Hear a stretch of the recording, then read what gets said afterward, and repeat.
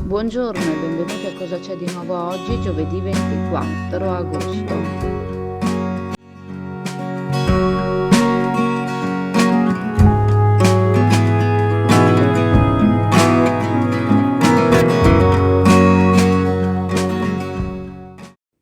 Dopo le parole di Marco Passadore, presidente dell'associazione non profit SMAL, che ci hanno fatto supporre che per il Drift e il King of Chiosa non ci fosse futuro, c'è stato un importante, esplicativo ed esaustivo incontro con il sindaco, in cui sono state chiarite le dinamiche che hanno portato alla cancellazione dell'evento di Drift, che attrae un folto pubblico e che movimenta maestranze e operatori del turismo.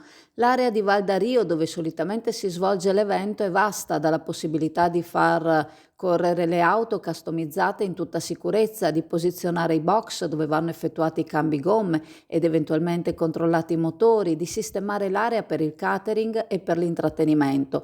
È un'area cruciale per la città nei progetti dell'amministrazione. Qua infatti andrebbe spostato il deposito dei bus che ora si trova a Borgo San Giovanni e che attualmente occupa vitali posti auto che sarebbero indispensabili nel momento in cui si intenda procedere una volta per tutte con la ZTL in centro storico.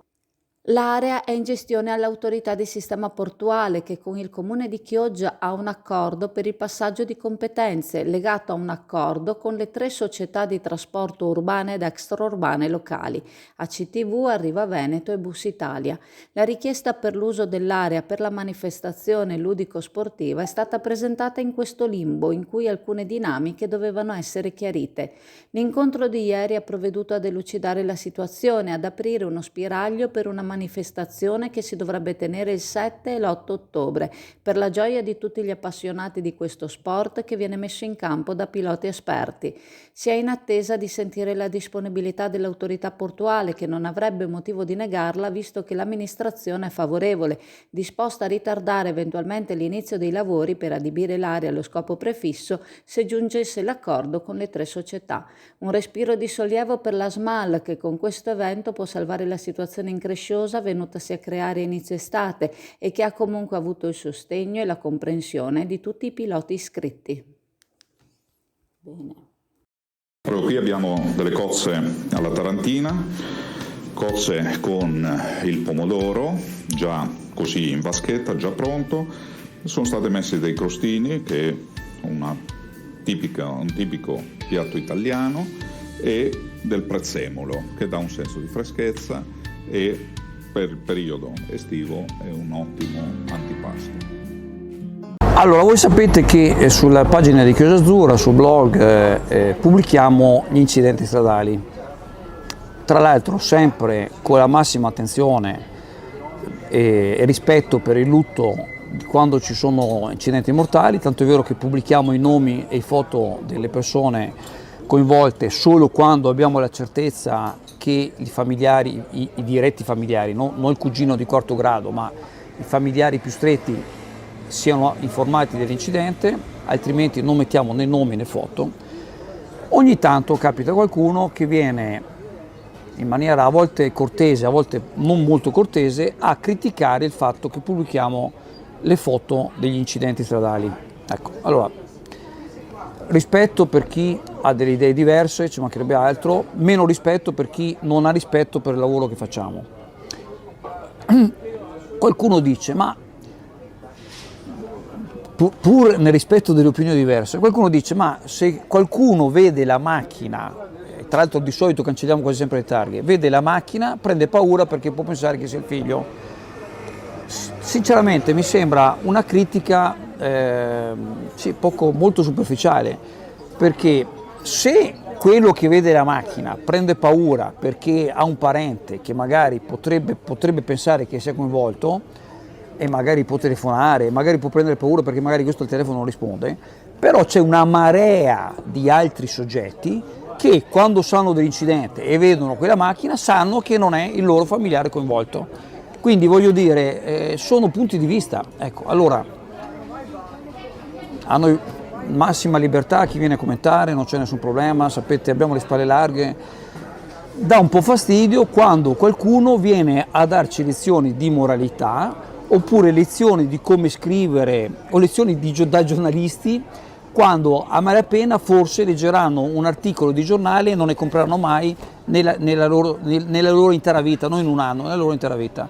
Ecco, quindi scusate la risposta può sembrare piccata, ripeto, le critiche sono accette da tutti. Quando sono espresse in maniera poco cortese, qualche volta, raramente, magari rispondiamo indietro. SD Auto informa della novità per il 2023, la revisione dei carrelli in sede. Si effettuano revisioni in sede dei rimorchi di massa complessiva non superiore ai 3.500 kg, 01 e 02, di carrelli per imbarcazioni, per moto, per auto, roulotte, trailer per il trasporto cavalli, carrelli tenda, carrelli trasporto animali e tutti i carrelli di massa complessiva non superiore ai 3.500 kg. Potete contattare SD Auto per qualsiasi informazione o chiarimento. Ieri il presidente della Regione Veneto Luca Zaia si è recato al porto di Pila nel Polesine dimostrando la vicinanza della Regione Veneto ai pescatori e la volontà di ascoltare i suggerimenti per affrontare l'emergenza. A margine dell'incontro il commento della consigliera regionale Laura Cestari, Lega Liga Veneta, che da tempi non sospetti affronta l'argomento, molto prima che si trasformasse in un'emergenza nazionale. Gli indennizi, che è un bene che siano arrivati, afferma, non saranno sufficienti se il prossimo anno i pescatori di cozze e vongole saranno privi di lavoro e reddito. Zaia ha annunciato che chiedere lo stato di emergenza può aiutare in quanto arriverebbero risorse immediate, ma non può essere sufficiente questo, come non sembra esserlo attualmente la strada della commercializzazione, afferma il consigliere Montanariello. Lo stanziamento di 80.000 euro, afferma la consigliera Camani, sembra insufficiente, visto il duro modo con cui sono state colpite le aziende ittiche venete. Per i ristori immediati deve essere il Veneto ad attivarsi, non essendoci tempi certi previsti dal Ministero. Considerandolo sotto un punto di vista gastronomico, servono anni per creare una filiera, afferma il consigliere del Partito Democratico, ma il problema è enorme già adesso e l'emergenza destinata a crescere. Pescarlo non è vantaggioso, visto le quantità che andrebbero immesse nel mercato e che farebbero crollare il prezzo. Per la sua pesca, inoltre, sono stati autorizzati attrezzi vietati per quanto invasivi e deleteri e il loro uso prolungato comprometterebbe aree e risorse ittiche. Osteria Veneta, per gustare dell'ottima carne in un ambiente rilassante. Nuova gestione in via Brondolo 21. Prenota chiamando il 349 875 7579.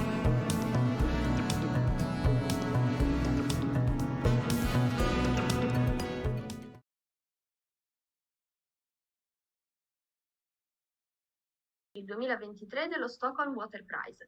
Questo prestigioso riconoscimento viene definito al pari di un Nobel per l'acqua e ogni anno viene assegnato a uno studioso o una studiosa che abbia raggiunto traguardi scientifici significativi nel campo di studi dell'idrologia e non solo, in generale con studi relativi all'acqua.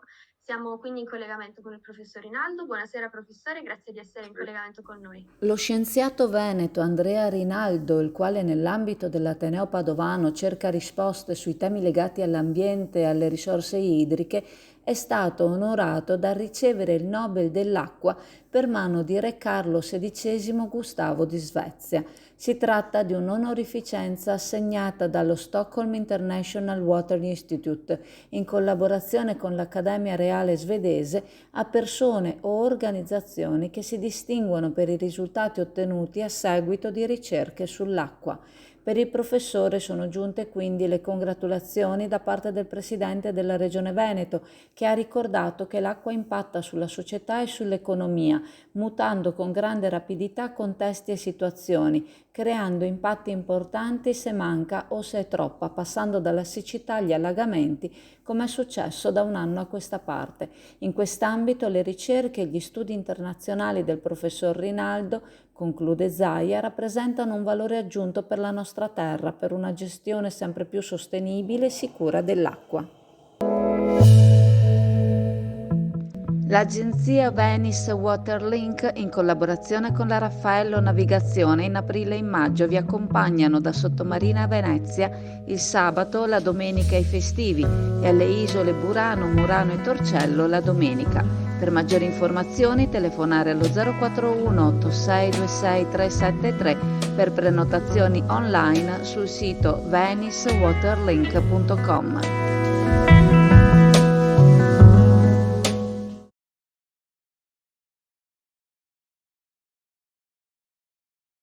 Siamo col sindaco Mauro Armelao di Chioggia e Marco Passadore, organizzatore del King of Ciosa, presidente della SMAL, per chiarire alcuni punti che sono tornati in auge in questi ultimi giorni.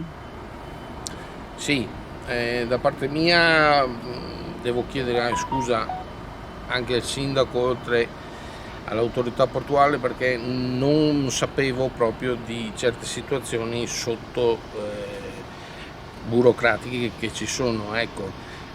Cosa dire, abbiamo chiarito la situazione, mi sembrava strano che non passasse inosservata il comune di Chioggia che sta facendo molto per i giovani, difatti ci siamo chiariti per fortuna, cosa che io non potevo assolutamente sapere e non mi era consentito sapere, Ecco, allora quando ho visto ovviamente il video di Marco, che conosco da diversi anni, insomma, ho ricordato proprio a Marco che durante anche una o due manifestazioni che sono state fatte qua c'era anche lo striscione del sindacato di polizia che abbiamo, diciamo, in parte patrocinato l'iniziativa perché di fatto si occupa anche di saper pilotare e guidare una macchina, no? In condizioni quasi estreme, insomma, quindi sono nate anche delle cose, insomma, che svilupperemo anche per il futuro.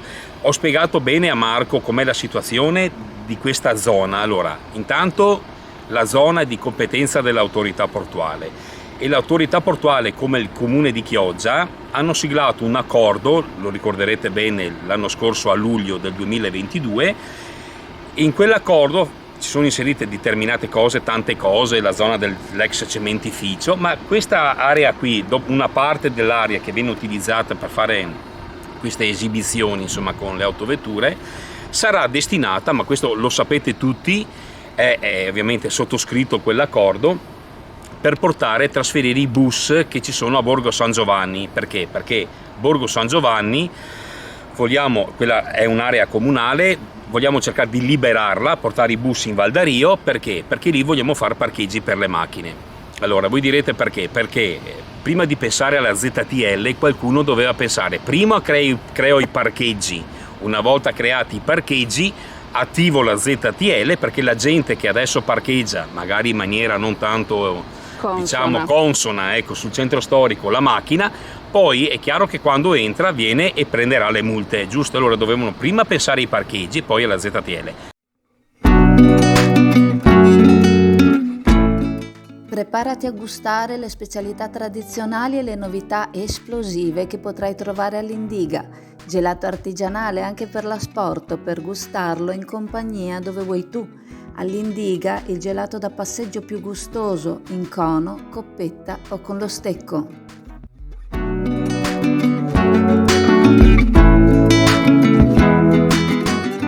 Narendra Modi, il primo ministro indiano, ha rubato la scena a Putin alla riunione del BRICS in Sudafrica. Infatti alla fine l'India ha vinto la sua sfida. La sonda Chandrayaan 3 è allunata al Polo Sud con successo, specialmente dopo il crash test disastroso di quella sovietica di qualche giorno fa. Ma perché è così importante la corsa alla Luna e nello specifico al Polo Sud? Perché al Polo Sud lunare c'è acqua e ce n'è tanta, almeno a quanto ci dice l'Osservatorio Sofia, osservatorio stratosferico per l'astronomia ad infrarossi. Se sia in cristalli di ghiaccio o legata ad altre molecole e da dove venga, queste sono le domande a cui cercherà di dare una risposta la sonda indiana. Di sicuro c'è che la presenza di acqua apre la strada ad una permanenza stabile dell'uomo sul suo satellite e da lì alla conquista prima di Marte e poi delle lune dei pianeti giganti. La sonda allunata è la terza di una serie di Chandra, Luna, Yan Viaggio, con le quali dal 2008 l'India ha inaugurato la sua sfida nella corsa al nuovo West del XXI secolo. Lo schema è quello collaudato di un razzo vettore, di un orbiter che si colloca sull'orbita polare e di un lander. Lo scopo è quello della ricerca di isotopi radioattivi e di acqua. La vera ricchezza della Luna, infatti, sarebbe nell'isotopo dell'elio 3, che non è presente sulla Terra, ma di cui si stima ci siano milioni di tonnellate nelle rocce lunari, dopo le analisi effettuate sui campioni riportati dalle missioni Apollo. Poche decine di tonnellate di elio 3 permetterebbero l'autosufficienza energetica per anni nel processo di fusione nucleare. Ecco quindi spiegata la corsa all'oro bianco, che vede protagonista le principali agenzie spaziali mondiali ed i rampanti imprenditori privati dello spazio. Ma perché l'elio 3 è così importante? Perché è il combustibile base insieme al deuterio nella fusione nucleare, l'unica fonte di energia pulita in grado di traghettarci nel terzo millennio. Sulla Terra non è presente, fabbricarlo è costoso e utilizza reattori tradizionali. Anche la storia dei protagonisti della saga dell'energia pulita illimitata ha il suo fascino. L'avvio del più grande esperimento di industrializzazione del processo è stato dato da due giganti del XX secolo, Ronald Reagan e Gorbaciov, quando al vertice di Ginevra del 1985, per dimostrare che la guerra fredda stava finendo, decisero di unire le forze nella costruzione di un reattore a fusione, l'ITER, reattore termonucleare sperimentale internazionale. Seguendo il loro esempio, di lì a poco si unirono India, Cina, Giappone e Corea del Sud. Narendra Modi, poi, il primo ministro indiano, ricorda la Thatcher. Partito da una condizione di casta al gradino più basso della scala indiana, ha militato nel partito hindu d'estrema destra ed ha rilanciato come prima misura l'economia indiana, con progetti ambiziosi, ma che alla fine stanno dando i loro frutti. Cronache lunari dunque, in questo scorcio di torrida estate, con il consiglio di rivedere il bellissimo film Moon sul futuro lunare delle miniere di elio 3 e uno Schwarzenegger dannata con Atto di forza, che appunto dice porta le chiappe su Marte. Ricordandovi che la farmacia di turno oggi, giovedì 24 agosto, è la farmacia Nicolini in Corso del Popolo a Chioggia. Vi saluto, vi ringrazio e se volete ci vediamo in negozio alla Cartoleria Pegaso a Borgo San Giovanni. Ciao a tutti! Quest'anno alla Cartoleria Pegaso a Borgo San Giovanni, oltre a tutto il necessario per la scuola, grembiuli, zaini, corredi scolastici e quant'altro vi possa servire, teniamo anche i testi scolastici per qualsiasi ordine di scuola primaria, scuola media, scuola superiore, logicamente su prenotazione, per cui vi aspettiamo.